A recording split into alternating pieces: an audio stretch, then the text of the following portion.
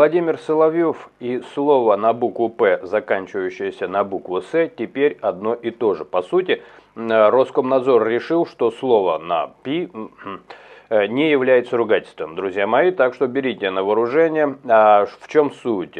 Астра публикует, в ведомство поступила жалоба на пропагандиста Владимира Соловьева, который во время своих выступлений на Соловьев Лайв и госканалах регулярно использует данное слово. Ну, они пишут ругательство, но теперь уже все-таки уважайте закон, это не ругательство. В конце апреля зритель написал обращение в Роскомнадзор с просьбой проверить телеведущего. По его мнению, Соловьев систематически нарушает закон и способствует снижению речевой культуры. Кстати говоря, отчасти человека можно понять, потому что сейчас такая идет борьба за культуру, за молодежь, и мат запрещают просто юридически, вводятся законы, людей иной раз ограничивают им свободу, дают по 15 суток, что-то попадались там в разных делах, у меня такие истории, просто за то, что матюкнулся человек. Поэтому внимание общественности мне совершенно понятно. Но вот разобраться бы с Роскомнадзором. Роскомнадзор ответил со ссылкой на закон о СМИ, что указанное слово не относится к нецензурной брани. Кстати, я вот тут тоже становлюсь на сторону Роскомнадзора, я согласен, я сейчас объясню вообще, что это слово обозначает, потому что кто-то может не знать, здесь связано с культурой. Славянской, в каком-то смысле русской, а лишь классифицируется как жаргонное и пренебрежительное. В словарях русского языка данное слово имеет пометы вульгарно-просторечное, жаргонное, пренебрежительное. Вот точно. В связи с чем, еще раз, если кто-то не знает, я вам сейчас объясню. В связи с чем принято административных и процессуальных мер, реагирование в данном случае невозможно, говорится в ответе. Ну а теперь давайте, друзья, разберемся со значением данного слова.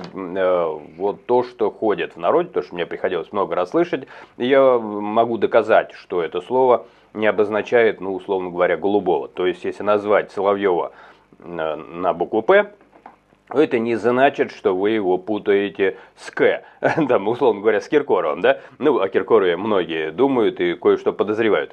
Я про другое. Я про то, что есть такое выражение в русском языке, как слово на букву «П». И, кстати говоря, давайте так, чтобы я не мучился, потому что у меня-то есть старые привычки, здесь я к человеку, который жалуется, наверное, ближе.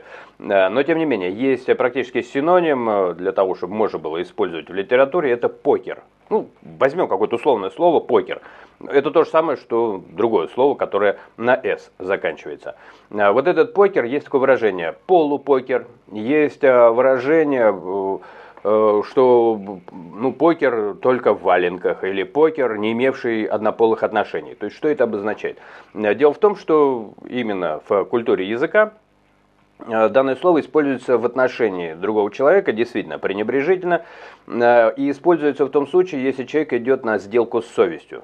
То есть у него есть свое мнение, но он высказывает то, которое положено в силу должности, работы, пропагандист, идеолог или кто бы ни был. Ты не работаешь где-то, ты не строишь какие-то схемы, ты не защищаешь государство, ты просто должен, что называется, издавать определенный запах изо рта. И вот таких людей называют именно на букву «П». Это чистая правда, это именно так и есть, это просто буквально второе имя для человека, который не свои мысли высказывает, а те, которые надо. Это такая беда любой говорящей головы, которая говорит не от своего имени, не от своих мыслей, как я сейчас, а по бумажке. Ему что сказали, то и говорит. Причем не важно, какую сторону занимает. Если даже брать Украину, сейчас же это такая триггерная тема, то за Россию ты высказываешься или за Украину. Если не твои мысли, то ты ускорение свободного падения. В каком-то смысле, в общем, можно сказать, что в самом прямом смысле. Здесь есть подтекст, конечно же, сексуальный, в каком-то смысле сексуализированный, в том смысле, что также есть в народе выражение, что такие люди, они имеют, я даже не знаю, как бы так все это сплести, определенные отношения полового характера в душу. То есть такой человек, давайте заменим то же слово, тоже просторечное, долбится в душу. Что поделать, раз нам Роскомнадзоры втюхивают это, приходится мне со своей стороны объяснять, но этому и есть действительно основу, спросить у любого человека русскоговорящего, меня же, наверное, слушают русскоговорящие, да, то есть человек, который долбится в душу, вот это и есть смысл слова на букву «П». Покер, мы сейчас это называем. То есть покер — это человек, который занимается интимными отношениями, но не использует тех мест, которые, наверное, у всех привычно рисуются в воображении. Он использует свою душу. Она у него вся, ну, скажем так, возбужденная и измотанная и изработанная. Ну, такая уставшая душа от постоянного взаимоотношения. Почему это пренебрежительное отношение? Ну, мало ли, человек занялся любовью в душу. Дело в том, что есть такое понятие, опять же, в народе, такая народная мудрость, то, что тот, кто сделал это в душу, рано или поздно сделает это и в тело. В этом основной смысл, в этом пренебрежительность, то есть это не является, ну, если там к гею, это в принципе не имеет отношения. Здесь отношение имеет к тому, что ты, скажем так, становишься человеком с низкой социальной ответственностью. Видите, как я ловко обхожу некоторые слова, но смысл, чтобы вы поняли. То есть тот, кто продает душу, рано или поздно продаст и тело. Вот смысл и выражение этого слова.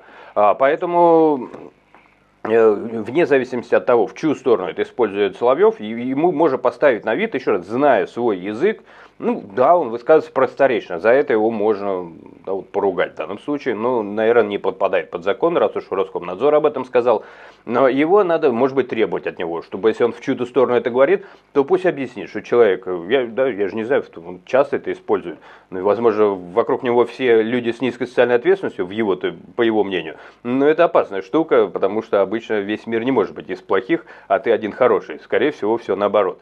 Поэтому давайте говорить так, сразу переведем в наоборот.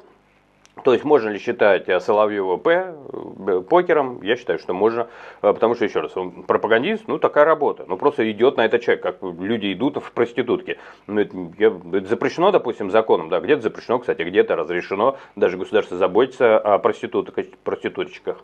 Вот, это не значит, что этого человека надо как-то ненавидеть или говорить, что он не патриот, он может быть патриот, одновременно подрабатывает, там, так сказать, да, в душу. Вот, но рано или поздно такой человек, если ему скажет его же хозяин какой-то, кто бы он ни был, государство это или мафия, иди разбери вообще, кто ему нашептывает текста. Если ему однажды просто эта мафия или кто бы ни был хозяин скажет, вообще ты такой упитанный, ты такой кругленький, ты такой потненький, раздевайся, то он разденется. Почему? Потому что вот эта привычка выполнять команды хозяина. И вы можете поспорить со мной. Но заодно тогда не забывайте, что вы будете спорить с народом, с народной мудростью, которая говорит, что если ты говоришь то, что тебе сказали, то однажды ты начинаешь и делать. И причем делать в той позе, и делать то, что тебе сказали те же самые хозяева, которые у тебя были, когда ты изрекал определенные междометия. Так что давайте, друзья, возвращаясь к самой новости, я считаю, что с одной стороны человек правильно делает, что пытается очистить эфир от грязных, да даже тех же просторечных выражений, причем еще раз на фоне то год семьи, то поддержим, да, там молодые семьи, то давайте заботиться о молодежи, то пилотки на новорожденных напялили. И все это параллельно включи телевизор, и оттуда начинается ПППППП. Мистер Пепе выползает, да? Во-первых, этот мистер Пепе говорит не то, что он думает, скорее всего, еще раз, мое глубочайшее убеждение, но иначе кто бы его считал пропагандистом? Пропагандист это и есть то самое Пепе. Ну и что? С любой страны, да, то есть такое государственное, элитное, как это слово-то вылетело, да? Господи, когда дорогостоящие товарищи девушки с низкой социальной ответственностью, эскортница, господи, эскорт при государстве, да и на здоровье, дай бог здоровья, всем процветания, я такого вообще не слушаю. Ну еще раз, да, ну, было бы желание, был бы я его хозяин, то что и не послушать, может и послушать, и посмотреть, и попросить станцевать, может даже на шесте. Ну, было бы желание, и была бы возможность. У меня возможности нет, я постарался объяснить с точки зрения, как я это понимаю, с точки зрения, опять же, русского языка, большого, прекрасного и могучего. Увидимся.